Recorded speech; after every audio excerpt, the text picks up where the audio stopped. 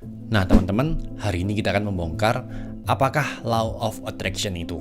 Kita juga akan belajar cara kerja hukum tarik-menarik dan 10 prinsip hukum tarik-menarik. Saya nggak akan membahas Law of Attraction yang cabe-cabean, yang hanya kulit luarnya saja. Saya akan bahas Law of Attraction hingga ke intinya. Jadi, jangan di-skip ya guys. Beberapa hal dan istilah mungkin baru. Kalau teman-teman ada yang belum paham, bisa teman-teman tanyakan di kolom komentar. Nah sekarang, apa sih Law of Attraction itu? Intinya, Law of Attraction ini, hukum tarik-menarik ini adalah hukum universal yang menyatakan bahwa apapun yang kita pikirkan dan kita yakini dapat menjadi kenyataan. Masalahnya, kita telah menarik hal-hal yang nggak kita inginkan karena kita nggak mengerti cara kerja hukum tarik-menarik. Kita telah menarik hal-hal yang nggak kita inginkan melalui pikiran kita. Kita akan menarik apa yang kita yakini, bukan apa yang kita inginkan. Hukum universal maksudnya hukum ini tetap berlaku, nggak peduli apapun suku ataupun ras teman-teman, kepercayaan teman-teman, dan siapapun teman-teman. Sama seperti hukum gravitasi adalah hukum universal yang berlaku untuk semua umat manusia. Semua yang kita punya, semua yang kita alami di bumi, itu adalah hasil manifestasi dari pikiran kita. Itu adalah hasil manifestasi dari pikiran dan perasaan kita. Jadi, menyadari hukum tarik-menarik adalah pelajaran yang sangat esensi dalam kehidupan ini. Sebelum kita mulai, teman-teman ketikkan di kolom komentar, saya bahagia, saya sehat, saya umur panjang, dan saya diberkati dengan melimpah. Kata-kata kita adalah bentuk manifestasi dari apa yang kita pikirkan. Nah, untuk memahami cara kerja Law of Attraction atau hukum tarik-menarik, kita harus memahami cara kerja otak dan pikiran kita. Otak kita berdasarkan cara kerjanya dibagi menjadi 3 bagian, yaitu conscious mind yang kita sebut dengan pikiran sadar. Yang kedua adalah unconscious mind atau alam bawah sadar. Alam bawah sadar ini berisikan memori, emosi, dan berbagai pengalaman kita, baik pengalaman yang menyenangkan ataupun pengalaman yang tidak menyenangkan. Bayangkan alam bawah sadar kita ini seperti hard drive yang menyimpan data kehidupan kita secara otomatis. Data ini terdiri dari pikiran, emosi, perasaan, kebiasaan, rasa kecewa, rasa cinta, nilai-nilai kehidupan, skill, kehidupan masa lalu kita, dan masih banyak lagi. Alam bawah sadar kita ini seperti harta karun terpendam yang dapat kita manfaatkan, asal kita tahu cara kerjanya. Alam bawah sadar inilah yang memengaruhi sifat dan berbagai keputusan yang mungkin berdampak untuk masa depan kita. Kemudian yang ketiga adalah superconscious. Nah, ini yang jarang dibahas saat kita membahas tentang Law of Attraction. Kebanyakan yang membahas tentang Law of Attraction, mereka hanya berhenti sampai di unconscious mind. Jadi, apa atau siapa sebenarnya superconscious ini? Nah, untuk mereka yang percaya dengan reinkarnasi, ada yang mengatakan superconscious kita ini adalah source of energy kita, spirit kita di tempat lain, atau di alam lain tepatnya. Ada juga superconscious kita ini adalah Tuhan kita, Roh Kudus, Roh, Malaikat Penjaga, Sang Maha Sumber, dan masih banyak lagi. Saya nggak akan berbicara banyak mengenai siapa sebenarnya superconscious kita, karena ini menyangkut kepercayaan kita masing-masing, dan saya nggak mau masuk terlalu dalam ke ranah itu. Intinya, superconscious kita ini adalah sesuatu dalam huruf besar yang punya kuasa jauh lebih besar daripada sekedar conscious dan unconscious mind kita. Superconscious kita ini bisa berbicara, dan ia berbicara melalui emosi dan tanda. Bayangkan Law of Attraction ini seperti sebuah penerbangan untuk mencapai apa yang ingin kita manifestasikan. Bisa impian ataupun harapan kita. Dan alam bawah sadar kita adalah pilotnya. Kemudian, superconscious kita adalah GPS kita, air traffic controller kita. Kalau subconscious kita menyimpan masa lalu kita, superconscious kita menyimpan rahasia masa depan kita. Kemudian, Law of Attraction ini bekerja berdasarkan beberapa prinsip, dan prinsip itu akan kita bahas di video ini. Kurang lebih ada 10 prinsip Law of Attraction yang saya rangkum. Dengan mengetahui prinsip ini, kita akan lebih memahami lebih dalam tentang Law of Attraction. Prinsip yang pertama adalah kita adalah magnet. Sadar nggak sadar, kita semua adalah magnet. Kita nggak hanya bisa menarik apa yang kita pikirkan, kita juga bisa menarik apa yang kita rasakan. Dan magnet yang powerful adalah ketika pikiran kita bekerja sama dengan emosi dan perasaan yang sangat amat kuat. Saya nggak habis pikir dengan orang-orang negatif yang suka menebarkan kebencian dan berita-berita negatif tentang orang lain. Padahal, secara nggak sadar, dia sudah menarik energi negatif itu untuk bermanifestasi dalam kehidupannya sendiri. Suatu saat, ia sendirilah yang akan mengalami berita-berita negatif yang sudah ia tabur. Hukum tabur tuai tetap berlaku. Kalau kita menabur sesuatu yang negatif, maka kita akan menarik energi negatif dan memanifestasikan mengalami kejadian yang negatif. Kan saya sudah bilang di awal video tadi, kata-kata kita adalah hasil dari manifestasi pikiran kita. Nah, jadi teman-teman harus hati-hati nih, waktu ngomongin yang jelek-jelek tentang teman lain. Prinsip yang kedua, memikirkannya saja artinya sama dengan menariknya. Karena pikiran kita ini adalah magnet, kita harus berhati-hati dalam memikirkan sesuatu. Karena memikirkannya saja itu sama dengan menarik sesuatu untuk bermanifestasi dalam kehidupan kita. Meskipun memang nggak langsung bermanifestasi karena ada buffer time. Nah, buffer time ini akan saya bahas lebih detail di poin yang berikutnya. Mengapa kita harus berhati-hati dalam memikirkan sesuatu? Karena alam bawah sadar kita nggak bisa membedakan mana yang positif dan mana yang negatif. Tugasnya hanyalah mengantarkan kita agar apa yang kita pikirkan itu dapat bermanifestasi.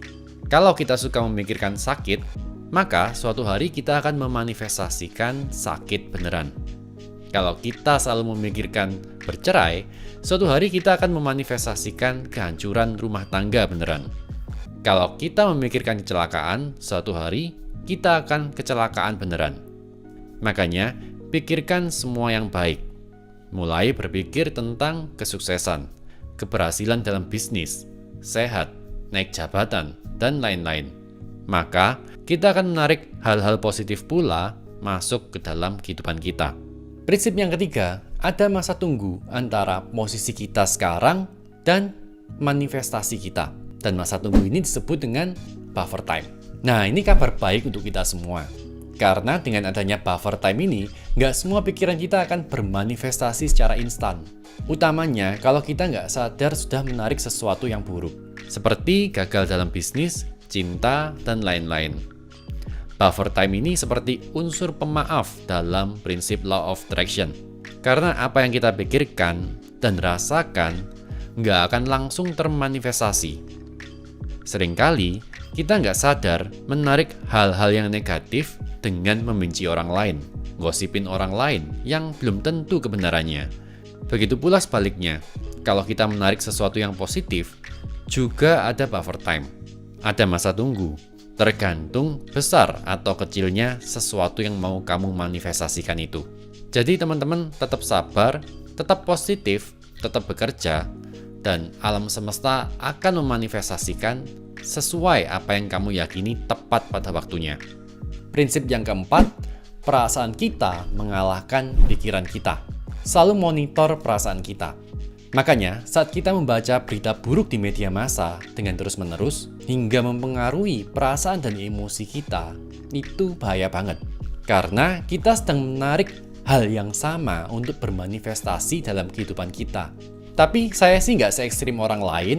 Ada orang yang sampai nggak membaca koran sama sekali. Saya sih nggak sampai segitunya ya. Karena menurut saya orang yang seperti itu sedang membangun benteng untuk dirinya sendiri.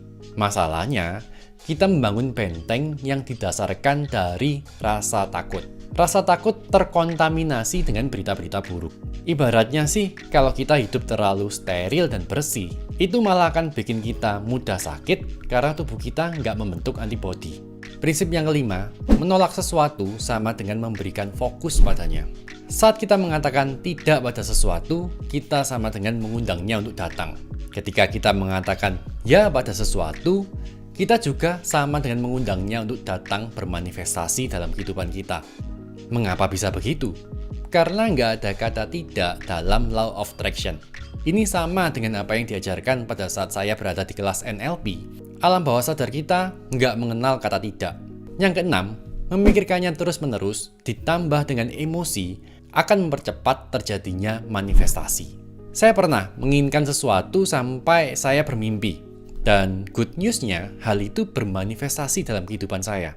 Salah satu cara untuk mempercepat proses terjadinya manifestasi adalah dengan teknik visualisasi. Visualisasi adalah berkhayal seolah-olah kita sudah mendapatkannya. Membayangkan bagaimana rasanya, apa yang kita lihat, apa yang kita dengar, apabila kita mendapatkannya.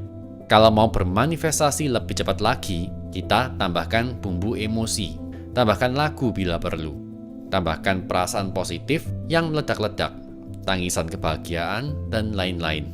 Jadi, apa yang kita pikirkan ditambah dengan emosi akan mempercepat manifestasi.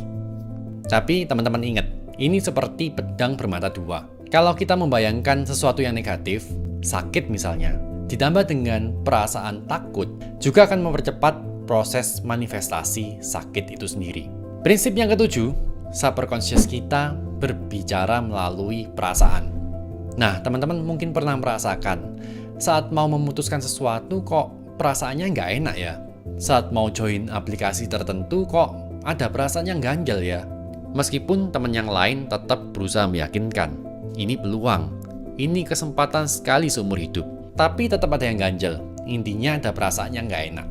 Perasaan nggak enak inilah adalah cara bagaimana subconscious kita ini berbicara pada kita. Berbicara bahwa keputusan kita ini sebenarnya nggak sejalan dengan value dan tujuan hidup kita. Bahkan mungkin bukan itu bagian dari rencana subconscious kita. Kalau kita merasa positif dalam memutuskan sesuatu, berarti subconscious kita sejalan dengan keputusan kita. Yang pasti, plan, jalan, dan pemikiran subconscious kita ini adalah jalan yang terbaik buat kita. Karena dialah yang menyimpan rahasia masa depan kita. Yang kedelapan, kita akan menarik pikiran atau perasaan yang jauh lebih dominan. Nah, ini menjadi alasan mengapa kita mungkin nggak bisa menarik hal-hal yang terlalu besar buat kita. Hal-hal yang delusional untuk kita. Tapi terlalu besar untuk kita belum tentu besar untuk orang lain. Misal menjadi orang terkaya di dunia. Kita bukannya nggak bisa sih menjadi orang terkaya di dunia. Tapi di dalam proses untuk memanifestasikannya, saya yakin ada pertentangan batin. Antara batin yang mengatakan bisa dan batin yang mengatakan tidak. Seringnya, kalau kita ingin memanifestasikan sesuatu yang delusional, batin yang mengatakan tidak akan menjadi lebih dominan. Hasilnya, kita nggak bisa memanifestasikan dalam alam nyata.